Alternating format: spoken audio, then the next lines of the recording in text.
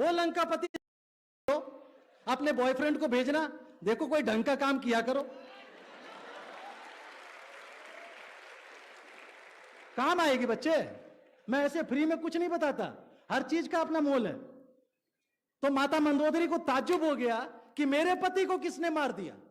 ये लंकापति, वो लंकापति दशानन जिसने देवताओं को हराया, वो लंकापति दशानन जो कुबेर का रथ ले आया, वो लंकापति दशानन जिसकी तपस्या से प्रसन्न होकर भगवान शिव प्रकट होते हैं और उसको अमृतत्व का वरदान देते, जिसकी नाभि में अमृत कुंड है, उसका हनन किसने कर दिया। बोला जी वो दशरथ कुमार राजा रामचंद्र जी हैं, उनके हाथों इनकी मृत्यु हुई। बोले वो कहां हैं, अपने सैनिकों से पूछती हैं। जी वो अपनी छावनी में चले गए हैं। माता मंदोदरी पहुंचती है छावनी में कि मैं उससे मिलना चाहती हूं। जैसे ही माता मंदोदरी भगवान राम के नजदीक पहुंचने लगती है, भगवान राम उदास मुद्रा में समुद्र के किनारे बैठे थे। उनको अच्छा नहीं लग रहा था लंकापति को मारकर, लेकिन मजबूरी थी, उसने काम ही ऐसे किया।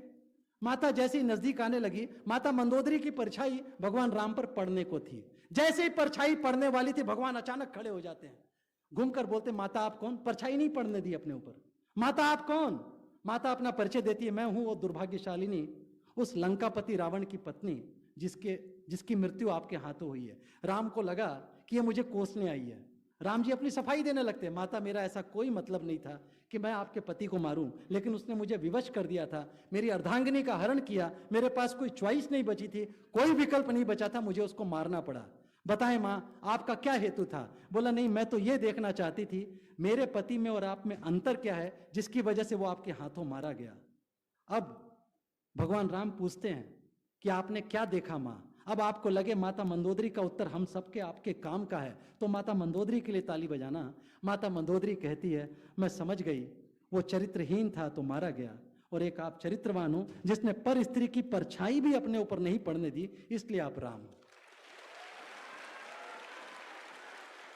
ये रामायण की कहानियां हमको देखकर लॉकडाउन में समय बिताने के लिए नहीं दिखाई गई थी।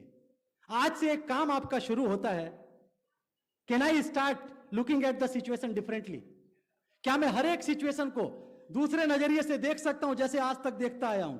अगर आपने हर सिचुएशन को दूसरे नजरिए से देखना शुरू कर लिया, डिफरेंटली इंटरप्रेट करना शुरू कर लिया, माइंड इट, आप विनर हो गए। आपने देखा होगा पिछले 40 मिनट में मैंने सीएमए, प्रोफेशन, जॉब, इससे रिलेटेड कोई बात नहीं की। मैंने जिंदगी का वो पहलू दिखाने का प्रयास किया जो परहैप्स हम लोग देख नहीं पाते हैं। लेकिन माइंड इट, आप सब वो सक्षम लोग बैठे हो जो चीजों को इंटरप्रीट भी कर सकते हो, डिफरेंटली इंटरप्रीट कर सकते हो। और हर एक आदमी चाहे जॉब करे, चाहे स्टार्टअप करे, चाहे अपने पिताजी की कंपनी ज्वाइन करे, बट आप में एक सीईओ छिपा है। अगर उसको बाहर आने से कोई रोक सकता है तो सिर्फ और सिर्फ आप।